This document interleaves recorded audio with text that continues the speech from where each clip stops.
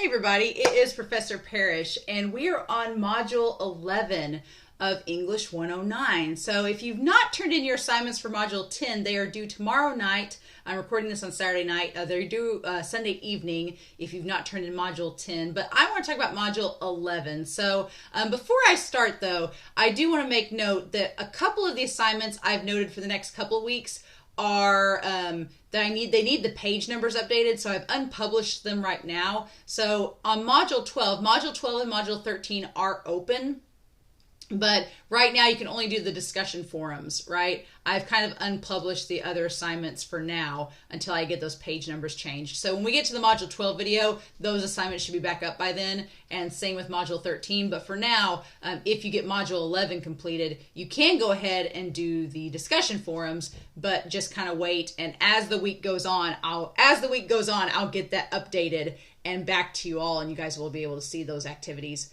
once I've updated the page numbers. But let's talk about what's due this week. This week is Module 11. So in our guide, there is a chapter on narration from pages 369 to 385. And narration, I think, honestly, of all the papers we do in this class, narration is the easiest because it's either from your own perspective or it's from a perspective of somebody you know. So it should be you writing about material that you are familiar with. Also with narration, you do get a little bit of a reprieve from MLA. You probably won't need MLA or a works cited page when it's a narration paper because it's all from your perspective or someone that you know. So there's no research involved, basically. So that should be refreshing for some of you if you want to take a break from MLA. But there are 3 assignments due this week. There is the discussion forum, the grammar review, and your writing prep for the narration paper. So looking at our discussion forum, some of you have already started, which is awesome. It's like, yay, working ahead. So I have updated this. What I would like for you to do is to, after reading chapter 19, go to SIC's website, which I'll show you right here. All right. And then on the assignment, it says, go to library resources. Now, there is a thing I want to change here. It is not at the top of the page. The library resources is now at the bottom of the page. So you go down here to library resources and you click on it, right? Okay. And so what it says is that the first question is, what seems helpful about this page and what is confusing? So what do you think is helpful about this page and how is it confusing? For me, I would say that I don't like that it's at the bottom of our website, but that's my own personal opinion. So I'm curious to know what you think about the page. What would you change about it? Then, if you've done, after reading chapter 19, how prepared do you think you are to do research? If you've done online research for an essay before, explain that experience. So, yeah, just basically say, like, if you've done research, explain that experience there. And then the final thing is, at library resources, go to this link that says search all Ebsco research databases. So I'm going to limit my review to peer-reviewed because I like to find, like, peer-reviewed just means that in order to be published, it's had to be reviewed by a committee. And so typically it goes through a more strenuous process to get published. So usually those works are a little bit more factual. So I'm going to search in here. I'm just going to search COVID. That's a simple search. That should yield us results. And then what will happen is they are going to transfer you, all right? And then they're going to show you the results. Now, I am logged in currently to my Falcon portal. If you are not logged in, it will probably prompt you to log into the Falcon portal. And then once you do that, it's going to show you all these results, right? So there's lots of different articles. And you can notice on here that there is like the full PDF you can actually access. Or there's a website version that you can access. This is pretty big, y'all, because usually in order to find these articles online for research, you have to pay for them. But because you're a student with SIC, SIC pays to have this database. And so you can access these articles for free and get the full article and not to pay for it. So if you do any research for a college class, that's really important that you don't have to pay to get that information. And if you look out here to the side, I can narrow down my results. So I want the full text, obviously. I want it peer-reviewed. I can change the publication date. So I can go from 1943, let's say I want to do like 2018 to 2022. That narrowed my search down a little bit. And then I want to do like academic journals. That narrowed down that search a lot. And then let's say I want to do something that's health-wise. I can narrow it down even more. So yeah, you can narrow down as many times as you want to exactly what you want to look for.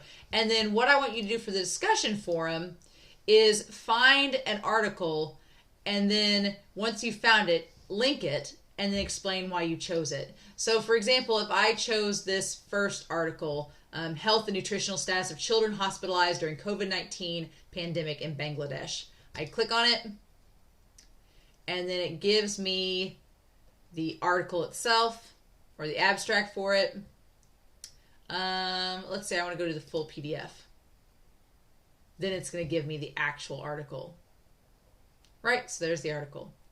So I'm going to, from there, I'm going to go out here to the side, and there's this little permalink thing. It's like a hyperlink. I'm going to click it, and then it shows me up here the link to the website, and I'm going to copy that link into my discussion forum. All right. Cool. And so that's pretty much what you do. All right. So that's what you're going to do. And if you didn't do that in the discussion forum and you've already posted, I'll probably make a comment asking you to find an actual link and post it on there. All right. But that is the idea behind the discussion forum. Yay, raw. So there's that. Okay. And so that's the discussion forum, and I just want to find you and do all that by Sunday along with your 2 peer responses. Okay? So that's the discussion forum, and if you have any questions, you can always post or email me, and you can send me an email if you are confused about anything. The next assignment is the grammar review, and I'm going to pull that up here.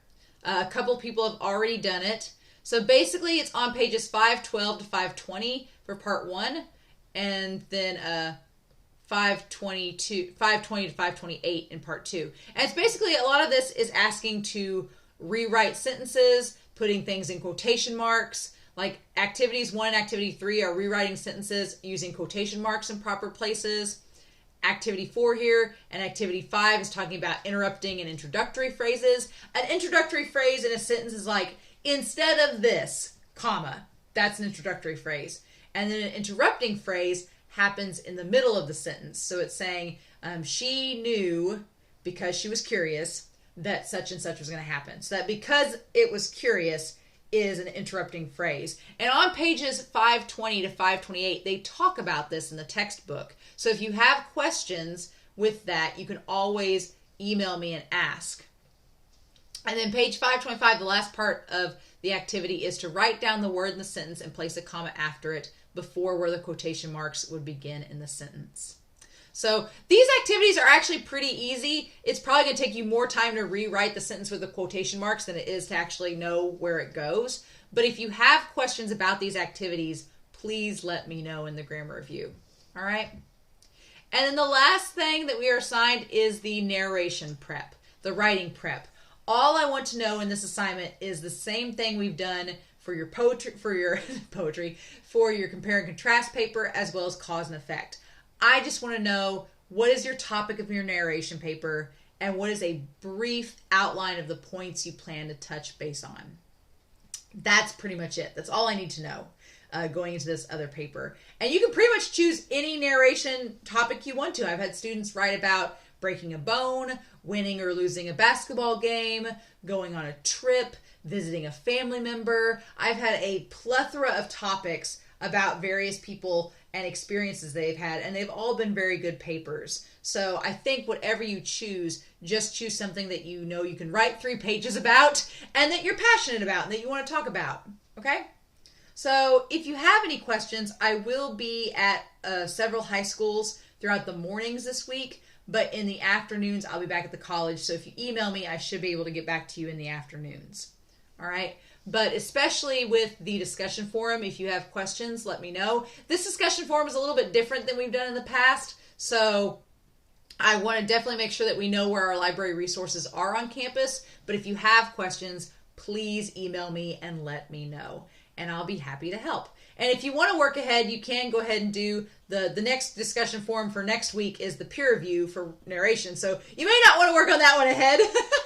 But if you get done with the assignments for this week, I would go ahead and work on your narration paper. And meanwhile, this week, I will go back through these other activities and change the page numbers and get those ready in case if you do want to work ahead. So, as always, please feel free to ask me any questions, but I hope you all have a wonderful week. Please stay safe, take care, and yeah, I'll be back next week with the next lecture video for English 109.